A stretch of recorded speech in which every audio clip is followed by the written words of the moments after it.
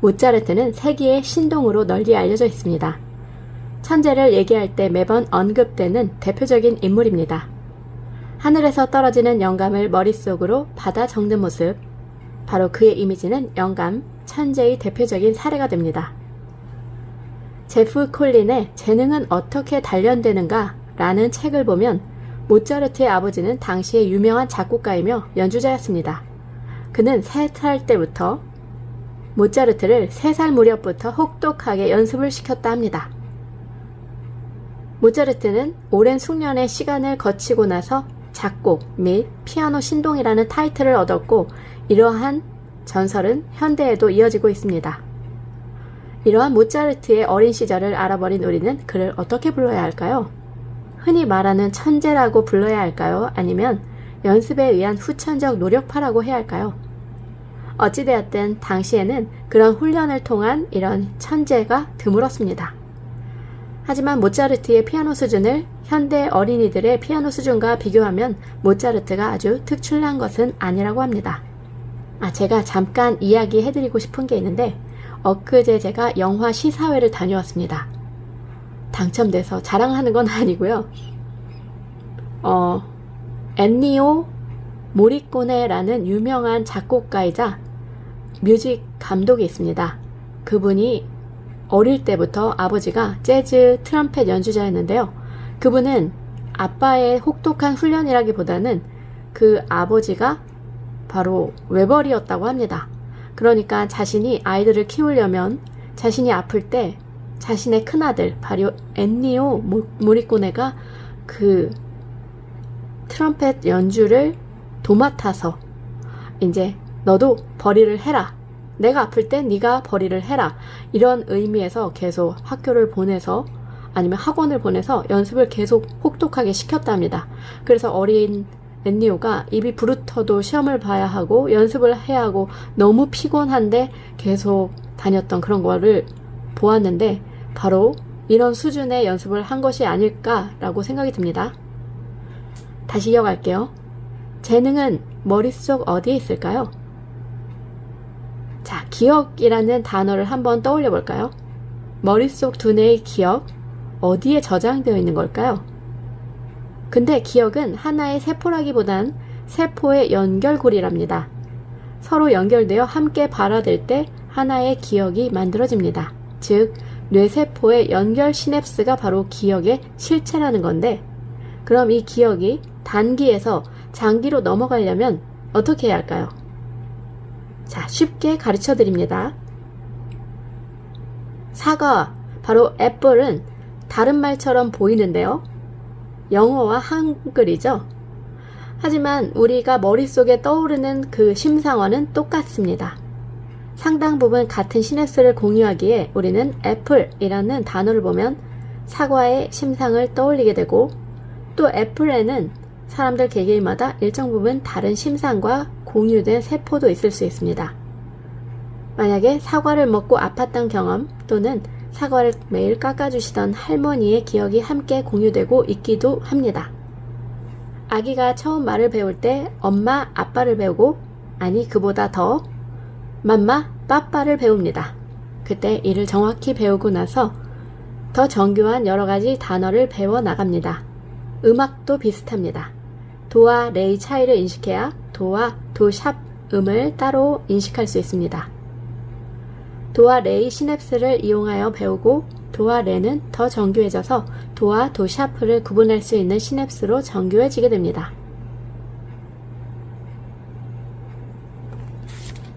짠! 어서오세요. 저는 최명 코치가 책을 추천하는 채널 바로 미라클 리딩의 크리스탈입니다. 반갑습니다. 우리 미라클님들. 오늘 제가 추천하는 책은요. 바로 우리가 이제 나머지 시간을 어떻게 해서 풍요로운 시간을 만들 수 있을까 해서 이분 신동선 선생님께서 지은 책 스몰 윈입니다. 해나무 출판사에서 출간되었습니다. 뇌신경과 전문의가 알려주는 강력한 연습의 기술입니다. 신동선 신경과 전문의, 현재 경기도립 노인전문병원에서 원장으로 재임 중입니다. 이분은요, 중앙대 의과대를 졸업하고 같은 대학에서 석사, 신경과 전문의 과정을 마쳤습니다. 언어만을 듣지 못하는 장애에 대한 뇌신경 연결로 신경과학회 우수 논문상을 수상했고, 용인시 치매 예방센터 부센터장, 경기 도립 노인전문병원 공공의료팀장, 광역치매센터 운영위원을 역임했으며 뇌신경 연결을 활용한 자기개발 회사 크랩 아카데미를 설립하고 대표 강사로 활동 중이며 책을 쓰고 계십니다. 자, 이분이 말하는 바로 연습의 기술, 왜 필요할까요? 한번 봅시다. 재능이란 자이든 타이든 문화든 노력이든 운 좋게도 머릿속에 관련된 뇌세포의 연결이 많은 겁니다. 우리는 무엇인가를 배우거나 익힐 때 기존의 시냅스를 이용해서 배웁니다. 기존에 아는 것이 있어야 새롭게 다른 것을 배워서 붙일 수가 있습니다. 그리고 배우고 익히며 기존의 것은 확장이 됩니다. 좀 전에 제가 말씀드린 엔니오 모리코네라는 작곡가가 말이죠. 91세까지 사셨나? 90세 넘게까지 사셨습니다. 그분은 늘 작곡을 했고 늘 영화와 연결되는 그 음악을 떠올려서 악상을 떠올려서 늘 작곡을 하기에 이릅니다. 항상 손을 썼고요. 요가도 하셨고요. 자기 몸도 쓰고 단련을 했습니다. 그래서 그랬는지 치매에 걸리지 않았습니다. 여러분들 또한 건강하게 사셔서 그리고 행복하게 내가 할 수 있는 하고 싶은 그 분야를 파고드시면 아웃라이어에서 얘기하는 바로 정상을 벗어난 탁월한 성취자도 될 수가 있습니다. 다시 이어갈게요. 자, 이 책에서는 자주 반복하는 것이 왜 중요하고 열심히 연습하는 것이 왜 중요한지 계속 반복해서 강조해 드립니다. 반복해야 기억이 시냅스가 완성됩니다. 재능은 바로 시냅스의 총조합이니까요. 시냅스의 연결 원리를 알고 다양하게 조합하면 재능이 확장이 됩니다. 내가 모르던 재능을 알 수가 있다는 겁니다. 뇌를 바꾸는 연습법 크랩입니다. 어떻게 연습하면 가장 효과적일까? 중간에 그만두지 않고요. 계속 해나갈 수 있는 방법이 있다면 무엇일까요? 반복과 노력은 세포 내에 특정 물질을 쌓이도록 만들고 연습의 핵심은 특정 물질의 세포 내 농도가 쌓여서 핵까지 확산되는 상태를 만드는 겁니다. 결국 핵까지 확산된 특정 물질은 DNA를 자극하는 크랩1이라는 단백질을 자극해 장기 기억으로 머릿속에 자리 잡게 됩니다. 뇌를 바꾸는 건 바로 이런 작은 성공들입니다. 바로 스몰 윈이죠. 이런 작은 성공들로 우리는 원하는 것을 얻을 수가 있습니다. 원리는 간단합니다. 뇌를 바꾸려면 반복과 노력으로 크랩1 단백질을 자극하면 됩니다. 자주, 꾸준히, 즐겁게 반복과 노력을 계속하는 겁니다. 원칙이 4가지가 있습니다. 첫째, 작게 쪼개라. 그래서 C고요. cut. 두 번째, 자주, 꾸준히 반복해라. repeat. R이고요. 세 번째, 감정을 담아라. emotion의 E입니다. 네 번째, 자신을 믿어라. belief의 B입니다. 이 4가지 원칙으로 과학적으로 살펴보기 전에 연습을 위한 기본 공식을 미리 공개하자면 이렇습니다. 목표로 하는 것은 작은 덩어리로 쪼개고 피드백을 받아서 무한히 반복합니다. 이를 위해서 자신의 내적 동기를 살피고 연습 시스템을 구축하면 됩니다. 계속 배워나가는 거잖아요. 저도 목표가 죽을 때까지 배우자입니다. 왜? 왜냐하면 다음 생을 위해서라고 해야 될까요? 자, 여기서 영어 공부에 대해서 나오는데요. 영어 공부를 할 때도 어린아이들도 마찬가지입니다. 작은 목표를 세우고 반복해야 합니다. 최종적으로 어느 수준을 목표로 하는지, 또 그에 따른 약점은 무엇인지, 특정 발음이 안 되는지, 해석이 잘 안 되는지, 이런 약점들을 파악하고 피드백을 받으면서 반복합니다. 인생의 영어 공부가 진짜로 필요하다고 스스로 느끼는지를 진지하게 고민할 필요가 있습니다. 조지 소로스라는 유명한 투자자는 투자할 때 무엇인가 잘못되면 등 쪽에 예리한 통증을 느꼈다고 해요. 하늘에서 내리는 선물 같은 통증일까요? 그는 수천 번, 수만 번의 투자 경험으로 자신도 모르는 앓을 지니게 되었을 겁니다. 뭔가 잘못되고 있다는 그 느낌은 맞을 때도 있고 틀릴 때도 있습니다. 소로스는 이 선물 같은 통증을 꽤 신뢰했습니다. 직감이라고도 부를 수 있는 이 통증은 어디에서 오는 것일까요? 성공한 수많은 투자와 실패한 수많은 투자의 결과가 피드백되었고 결국 자신도 모르게 등 쪽 통증을 일으켰을 가능성이 높습니다. 그래서 직감은 모두 믿으면 안 됩니다. 하지만 직감과 느낌은 무시하지도 말아야 합니다. 나도 모르는 무엇인가를 말해주는 경우도 있습니다. 알게 모르게 아는 것이 가능합니다. 단 정확한 피드백이 일정 수준으로 반복되어야 하는데 강조하건대 피드백이 얼마나 정확하고 빠르게 이루어지느냐에 따라 실력이, 직감이, 느낌이 예리해집니다. 알게 모르게 실력이 쌓이게 되는 겁니다. 정확한 피드백, 빠른 피드백을 설계하세요. 알게 모르게 알아갑니다. 원칙 두 번째는 자주, 꾸준히 반복하는 겁니다. 자, 우리 사과를 먹는 순간을 상상해 볼까요? 눈을 감으시고 사과를 내 손바닥 위에 한번 올려봅니다. 올려보셨나요? 네. 빨갛기도 하고 한번 돌려보세요. 얼룩덜룩하게 초록색인 부분도 보이고 연두색인 부분도 보이고 네. 전체적으로 보면 붉어요. 머릿속에서 달콤함을 상상하고 시큼한 맛을 한번 물어서 느껴볼까요? 만약 맛을 상상할 수 있다면 맛에 관련된 뇌 영역이 자극되고 있는 거고 상상과 실제는 뇌 속에서 비슷한 부위를 자극합니다. 자, 이제 사과를 치워버리고 오른손으로 글씨를 써봅시다. 이어서 왼손으로 글씨를 써볼까요? 어때요? 왼손이 오른손보다 약간 어색하고 느리게 써지는 게 느껴집니까? 또 만약 당신이 뇌졸중이나 파킨슨병을 앓고 있다면 실제로 운동을 하지 못하거나 몸 동작이 느려집니다. 특이한 것은 머릿속 상상 속에서도 운동을 하지 못하거나 몸 동작이 느려집니다. 우리 뇌 속에는 얼굴에 대한 기억만을 모아놓은 특수 영역이 있고 사회적 동물인 인간에게 주위의 인간을 구분하는 것이 상당히 중요하기 때문일까요? 이 부위가 손상되면 친구나 친지, 가족의 얼굴을 알아보지 못하게 됩니다. 목소리를 들으면 누구든지 누구인지 알 수 있지만 얼굴을 보고는 아들과 딸의 얼굴도 알아볼 수가 없습니다. 그뿐만 아니라 머릿속으로 떠올리지 못합니다. 누군가를 머릿속으로 떠올린다는 것은 실제 뇌 영역을 자극하는 것이기 때문입니다. 자, 한번 눈을 감고 가족의 얼굴을 떠올려 보세요. 떠올려지나요?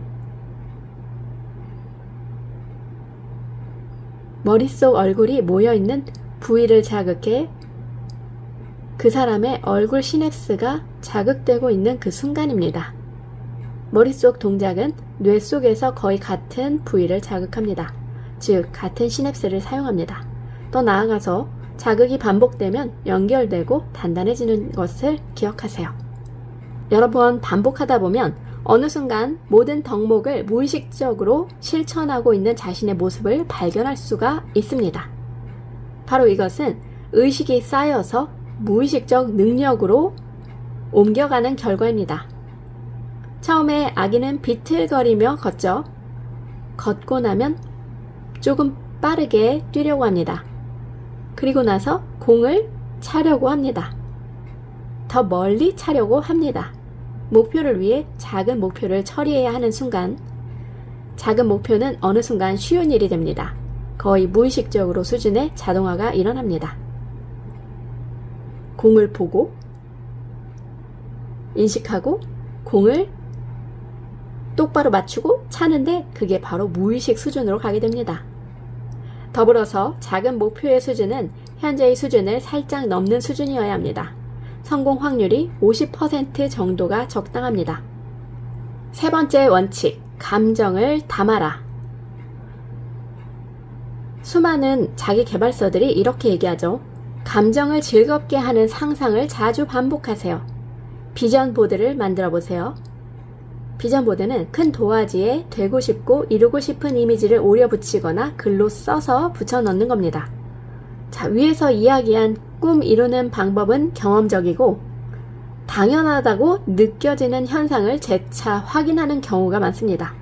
하지만 원리를 알면 한계는 명확해지고 적용은 넓어집니다.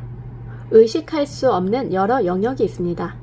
전의적 같은 부분은 의식 바로 밑에 있으며 목표와 연관된 것을 적극적으로 의식화합니다.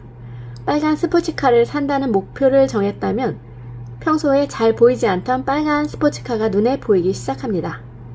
목표를 정하지 않았다면 보이지 않거나 스쳐 지나갈 여러 상황, 물건 또는 인물이 새로운 의미로 다가오게 됩니다. 목표가 명확하고 감정과 연결되었다면 목표를 이루기 위해 노력하게 됩니다. 멀리서 보기에 그 노력이 아무리 힘들어 보이고 어쩌면 무의미해 보여도 목표로 세팅되면 노력을 하는 것이 덜 어렵거나 힘들지 않게 됩니다. 테니스를 치고 있는 사람을 멀리서 보면 땡볕에 땀을 뻘뻘 흘리며 무의미한 공 하나를 이리저리 쫓는 것처럼 보여 이해하기 어려울 수도 있습니다. 하지만 코트 안에 저 선수는 세팅된 목표, 즉 공을 상대팀 코트에 쳐서 보내야 하는 목표를 위해서 즐거운 마음으로 땡볕에서도 땀을 흘리며 뛰어다니게 됩니다. 노력의 활성화가 이루어집니다. 하버드 대학교의 긍정 심리학 교수이자 행복을 연구하고 있는 탈 벤 샤하르는 행복의 4분면을 이야기합니다. 미래와 현재의 즐거움이 있습니다. 미래는 성취자와 행복주의자, 바로 현재의 즐거움은 행복주의자와 쾌락주의자, 허무주의자. 자, 미래의 의미와 현재의 즐거움을 동시에 향하도록 하는 게 행복의 지혜자가 되죠. 즉, 미래의 의미와 현재의 즐거움을 동시에 향하도록 하는 것, 바로 행복의 지혜가 될 수 있습니다. 미래에도 충분히 의미 있고 보람된 목표를 잡고 지속적인 노력을 기울일 때 현재의 조그만 성장이 즐거움이 될 수가 있습니다. 이는 행복의 4분면 중에서 행복주의자가 있도록 도와줍니다. 목표가 갖는 여러 가지 의미 중에서 어쩌면 가장 중요한 것으로 보입니다. 목표는 삶의 방향성을 부여하고 지금 내딛는 한 걸음을 의미 있게 만들어줍니다. 방향성은 목적지에 닿을 수 있느냐보다 어쩌면 더 중요할 수가 있습니다. 이제 연세 드신 분들이 시간이 많고 돈도 있습니다. 그러면 자신의 풍요로운 미래를 위해서 그리고 지금 현재를 위해서 피아노를 배우고 연습하시는 분들을 봤습니다. 그리고 그림도 그리는 분들 많이 보았습니다. 자, 그래서 그 몰입하는 순간 자체로 기분 좋은 보상이고 몰입 이후에 만족도도 높다고 합니다. 우리는 몰입하기 위해 돈을 지불하기도 합니다. 음악에 몰입하기 위해 콘서트를 예약합니다. 축구에 몰입하기 위해 축구장에 가고 몰입감은 행복감과 통하기 때문입니다. 그래서 제가 엊그제 엔니오 모리꼬네 영화를 보면서 그렇게 깊게 몰입했나 봅니다. 피아노 연주자가 연주에 몰입해 음악과 하나가 되는 순간, 암벽가가 암벽을 오르며 암벽 사이사이와 발 위치를 집중하는 그 순간, 책을 읽다가 이야기에 빠져 시공간뿐 아니라 자신까지도 잊게 되는 그 순간, 영화 속 감동에 빠져 주인공과 동화되는 그 순간이 바로 몰입된 순간입니다.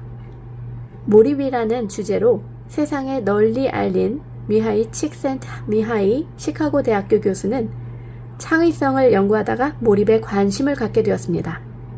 위대한 성과를 이룬 사람들의 공통점에서 몰입을 찾았습니다. 테니스를 치다가도 느낄 수 있고요. 음악을 감상하다가도 느끼고 암벽을 타다 수술대에서 수술을 하다가도 느낄 수가 있습니다. 테니스 선수에게 게임이 잘 풀릴 때의 그 느낌을 물어보면 체스 선수가 좋은 시합을 펼칠 때의 그 느낌과 흡사하게 이야기합니다. 예술가에게 그림이나 음악에 완전히 몰두할 때의 느낌을 물어보면 역시 비슷하게 표현합니다. 칙센트미하이 교수는 가장 즐거운 일을 경험할 때 나타나는 몰입 상태를 flow, 즉 흐름이라고 명명합니다. 대답한 이들 중에 상당수가 공통적으로 답하기를 물결을 따라 모든 것이 저절로 흐르는 듯하다 라고 표현했기 때문입니다. 칙센트 미하이 교수는 삶을 훌륭하게 가꾸어주는 것은 단순한 행복감이 아니라 깊은 몰입감이라고 말하며 몰입에 뒤이어 찾아오는 행복감은 스스로의 힘으로 만들어낸 것이기 때문에 우리의 의식을 한층 고양시킨다고 덧붙였습니다. 그는 몰입을 느끼기 위한 3가지 요소를 첫째, 적절한 난이도, 둘째, 명확한 목표, 셋째, 즉각적인 피드백이었습니다.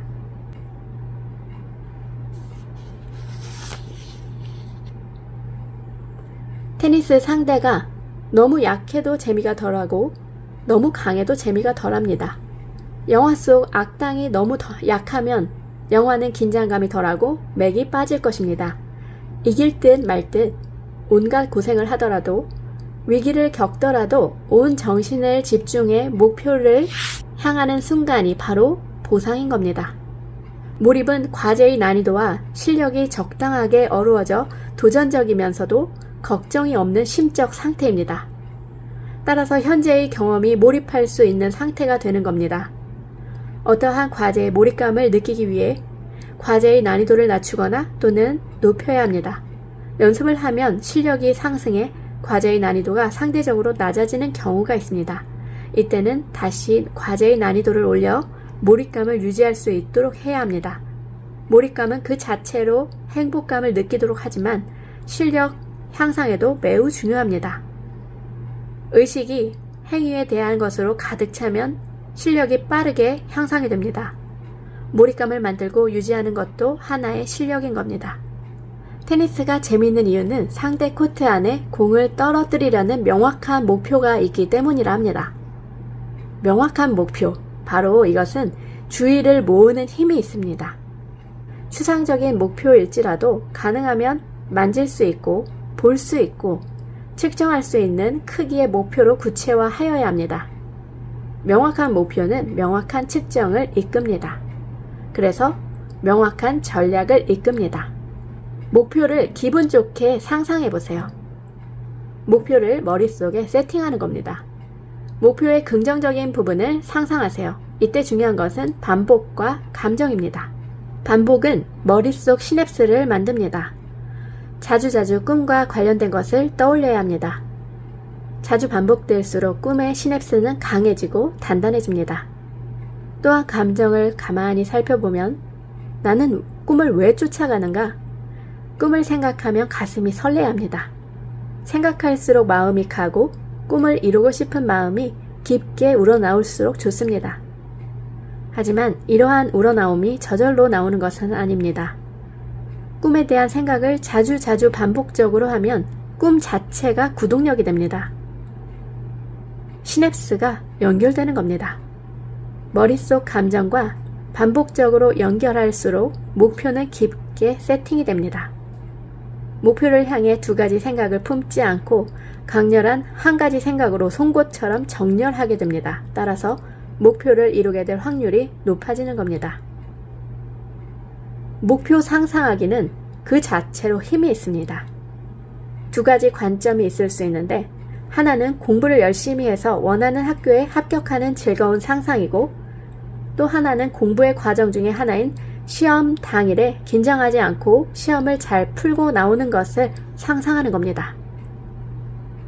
바로 결과에 대한 상상, 2번째는 과정에 대한 상상. 결과에 대한 상상은 목표를 감정과 연결하고요. 과정에 대한 상상은 목표를 향한 상상 연습하는 겁니다. 첫 번째는 목표가 이루어진 기분 좋은 상태를 상상해 목표의 감정을 연결하도록 해줍니다. 또 한 가지는 목표로 가는 과정을 상상하는 것인데 연습의 양을 늘려주는 효과가 있습니다. 머릿속 상상은 머릿속에 관련 뇌 부위를 자극하는 효과가 있기 때문입니다. 목표 상상이 있습니다. 자주 설레도록 상상합니다. 피드백을 느껴볼까요? 자주 생각나는가? 생각하면 설레는가? 계속 피드백으로 반복하면 됩니다. 목표를 자주, 오래, 기분 좋은 느낌이 강하게 들도록 시각화합니다. 즐거운 감정과 목표를 연결하도록 하세요. 피드백은 두 가지로 합니다. 하루 중에 얼마나 자동적으로 목표를 생각하는지, 목표를 생각했을 때 설레는지 살펴봅니다. 만약 피드백이 만족스럽다면 목표가 나의 머릿속에 잘 세팅된 것이고, 만약 그렇지 않다면 다시 상상하고 설레도록 상상해봅니다. 목표를 의식의 표면에 지속적으로 떠오르도록 하는 것은 어떤 의미가 있는 것일까요? 의식한다는 것은 우리의 뇌 활동 가운데 95%는 의식하지 않습니다. 반대로 말하면 5%만이 의식할 수 있습니다. 의식한다는 것은 신경학적으로 아직 풀리지 않은 가장 큰 도전적인 연구 주제이고, 여전히 의식이 어떻게 발생되는지 정확히 밝혀지지 않습니다. 나의 의식을 가만히 살펴보면 무엇 먹으러 갈까? 뭐 먹으러 갈까? 오늘 은행에 돈을 넣어야 하는데 못 넣었네. 차 정비해야 하는데 온갖 생각이 들어오고 이어서 또 다른 생각이 꼬리를 물고 들어옵니다. 의식은 용량이 무척 작고 순간순간 여러 가지 생각들로 채워집니다. DNA를 발견한 프랜시스 크릭과 함께 의식을 연구해왔던 크리스토프 고흐는 머릿속에서 여러 가지 뇌신경 연합체들이 활성화되고 있으며, 그 중에서 우연히 경쟁에서 이긴 뉴런 연합체들이 의식의 표면에 떠오르는 것이다 라고 말했습니다. 바로 민주주의 정당 정치와 비슷한데요. 선거를 통해 경쟁하고 정권을 잡은 집단은 의식의 표면에 떠오릅니다. 하지만 경쟁에서 패배했다고 해서 사라지지 않고 나름의 역할을 하며 다음 선거를 기다립니다. 그리고 다음 선거 경쟁에서 승리하면 다시 의식의 표면에 떠오른다 합니다. 의식은 현재 떠올라 있는 뉴런 연합체를 말하고, 무의식은 떠올라 있지 않은 의식 이외의 모든 것을 말합니다. 마치 시험 공부를 하고 시험을 보기 전을 예로 들 수가 있는데, 머릿속에 시험 공부에 대한 내용을 알고 있지만 질문을 받기 전까지는 의식의 표면에 떠오르지 않는 상태입니다. 바로 메타의식이라는 겁니다. 자신이 무엇을 의식하고 있는지를 다시 바라보는 의식입니다. 이러한 메타의식을 이용해 자신의 의식을 주의 깊게 바라보는 연습이 필요합니다. 자신의 머릿속에 들어왔다가 나가는 다양한 생각을 바라볼 수 있습니다. 그래서 명상을 하다 보면 호흡에 의식을 집중하는 단계가 있습니다. 한 가지에 의식을 집중하는 연습을 하며 주의력과 집중력을 훈련하는 것입니다. 오랫동안 명상을 해온 사람의 뇌 부위 촬영해보면 집중력과 관련된 뇌 부위가 더 발달해 있음을 알 수가 있습니다. 즉, 주의력 자체도 연습을 하면 실력이 늘 수 있는 겁니다. 명상에 대해서 쓴 구글 엔지니어 차드 멍탄의 너의 내면을 검색하라 라는 책에는 주의력 훈련을 자전거 타기에 비유하는데, 자전거를 처음 탈 때를 생각해보면 자전거가 넘어질 때 핸들을 넘어지는 쪽으로 돌려 균형을 잡아 나가기 시작합니다. 처음에는 한쪽으로 심하게 균형이 흐트러질 때만 핸들로 조정합니다. 멀리서 보면 약간 불안정한 느낌을 주는 정도입니다. 하지만 자전거 타기에 능숙해지면 부드럽게 균형을 잡으며 앞으로 나가기 시작합니다. 약간의 미세 불균형이 발생했을 때에도 이를 감지하고 핸들을 미세하게 움직여 균형을 잡을 수 있는 겁니다. 호흡에 의식을 집중하는 실력은 바로 이러한 균형 잡기에 비유됩니다. 메타의식이라 불리는 의식을 이용해 자신의 의식을 바라보며 호흡에 집중합니다.